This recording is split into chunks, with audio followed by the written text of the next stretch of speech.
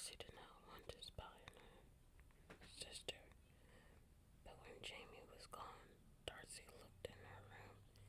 She wanted to find out what that sound of shattering glass last night was all about.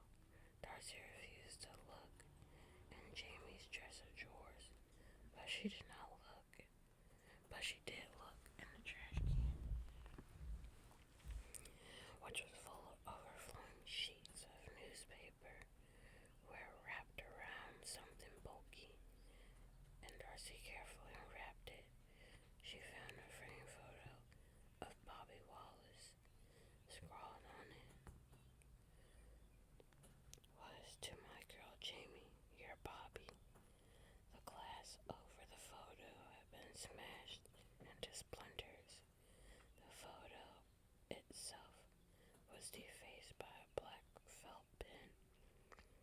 There were discard clippings from school newspapers describing Bobby's triumphs on the football field. Jamie had carefully clipped out every story. However, briefly Bobby was mentioned.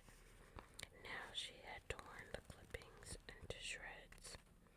Darcy returned everything to the trash can, wrapping the newspapers around the shattered picture as Jamie had done.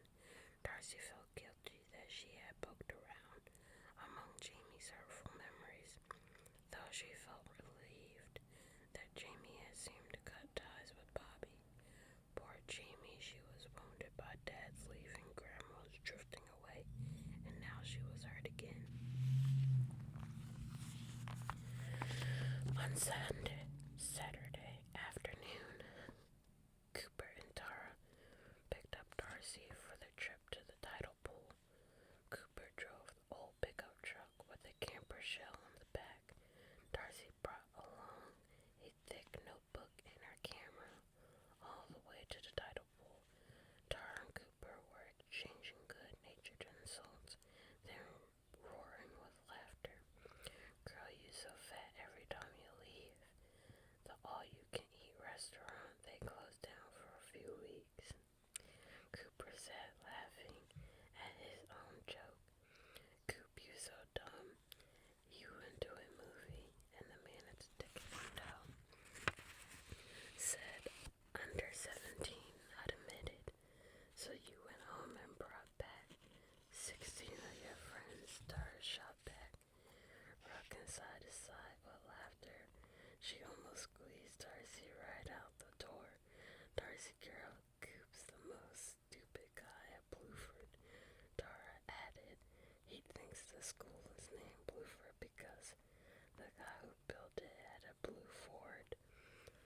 "So Einstein," Cooper said, looking at Tara. "Who was the school named for?"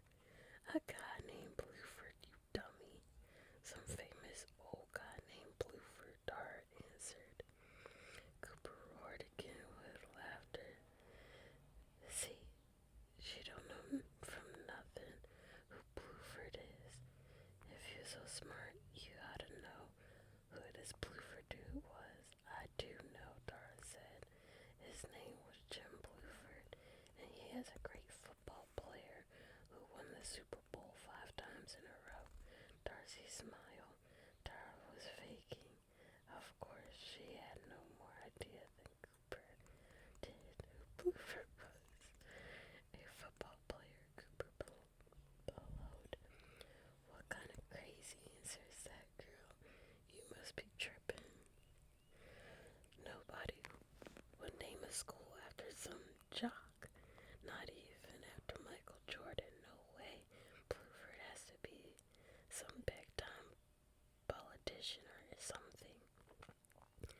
"Actually," Darcy said, "the school is named after Guion Blueford, the first African-American to go up in space. He rode one of the space shuttles." Tara wrinkled her nose. "Get out of here. You so weird to know something like that, girl." "They talk about it at school assemblies," Darcy explained. "Like we listened during those boring assemblies about stuff that happened 100 years ago." Tara said. Blueford went into That's why no one likes you, girl, Tara said. You know too much. Maybe when we get to the tidal pool, we ought to feed her to the sharks, Cooper said, laughing loudly. There are no sharks in tidal pools, Darcy said. The water is very shallow. Pictures a shark in a wading pool, right? Man, this girl's making me crazy, Cooper told her. Let's lose her. We could say it was an accident. You should be glad to learn something, Darcy retorted.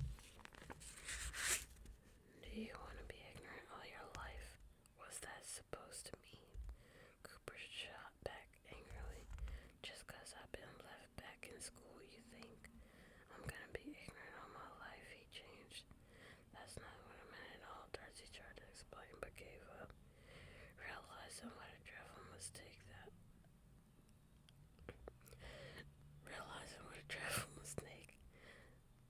this outing. It has like the little dash part I didn't see. The three sat in silence until the pickup truck rattled to a stop at the end of the street. From there, a long, twisting path led to the tidal pool. Darcy slung her camera over her back and followed the winding, rocky path toward the ocean's edge. Sorry if I'm whistling. It's time to take one of my asthma treatments.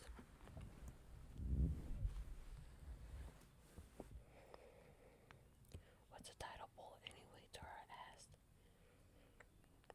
in a bored voice. It's a pool for the tide, Cooper chuckled. Like rich folks got pools and tides got a pool. Hear what I'm saying? It's a place where the seas meet the land, Darcy said. The tide goes in and out, so sometimes the water is very shallow, sometimes it's deeper. Different kinds of creatures live in the water in different levels. Maybe this will be a good place to push her in, Tara said, as they made their way past the treacherous spot on the trail below. The water rolled against the rocks, making a foamy mist. No, Cooper said, you need her to get your project done. You're gonna flunk biology as dumb as you are. Then you'll be stuck in high school for the rest of your natural life. This brainy girl is gonna get you out of high school before you got as many gray hairs as my granny. Sorry, all the guinea pigs are fighting over food. You really are hilarious, you two, Darcy said sarcastically. You should have your own TV show. When they finally reached the tidal pool, Cooper exclaimed, Man, it's crawling with weird things. Look at all the stuff floating around. Too bad we didn't bring bottles to catch some of that stuff. We're not allowed to remove anything, Darcy worried. That would spoil the ecosystem of the tidal pool. We can take lots of pictures, though.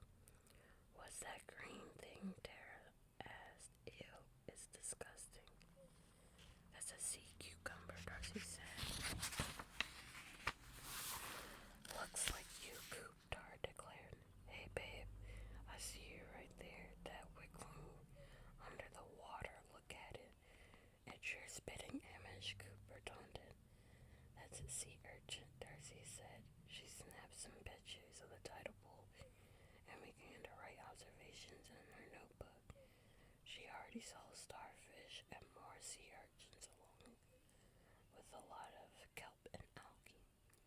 Some of the rubbery kelp was lying on the rocks in small patches of sand.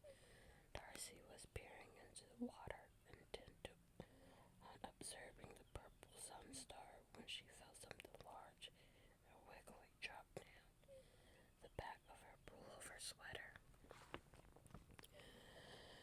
Cooper, Darcy screamed as the laughing boy danced away in glee. Tara was doubled over laughing too. Darcy felt the creatures cuddling along her back. She quickly grabbed her sweater, began shaking it violently. Get it out, she screamed. It's only a leech, Tara said.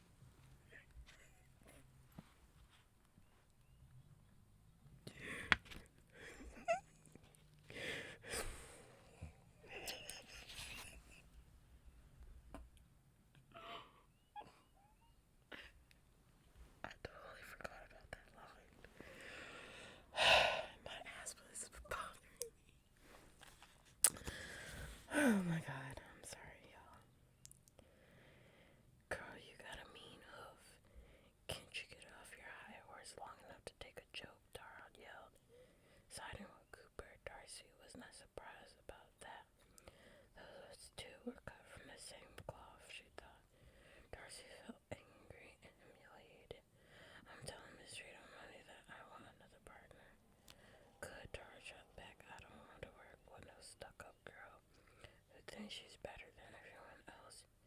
You ain't no better than the rest of us. Darcy shook through her head as she stuffed her notebook into her backpack. I'll find another way home. I don't want to ride with you, she snapped. You ain't welcome to ride with us, Cooper shouted. You probably busted my leg. Good, Darcy shot back over the shoulder as she started up the path. Next time you'll think twice before you play stupid pranks. Darcy was breathing hard. When she reached the top of the hill where the street was, her anger had cooled a little. Cooper's stunt was stupid, but he did not mean any real harm by it. It was just that he was 17 going on 5 years old. Darcy walked down the nearly deserted street to her bus stop. As she stood there waiting for the bus to her, Cooper roared by in the pickup truck. They yelled something at her, but Darcy pretended not to hear. Darcy dreaded the long bus trip home by car.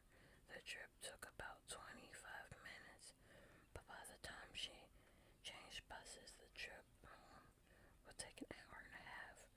Darcy had been sitting on the bus bench for 10 minutes when she noticed the old silver Toyota parked under a tree down the street. An overweight middle-aged man wearing a New York Yankees baseball cap sat at the wheel. Darcy could not make out his face through the dirty front windshield.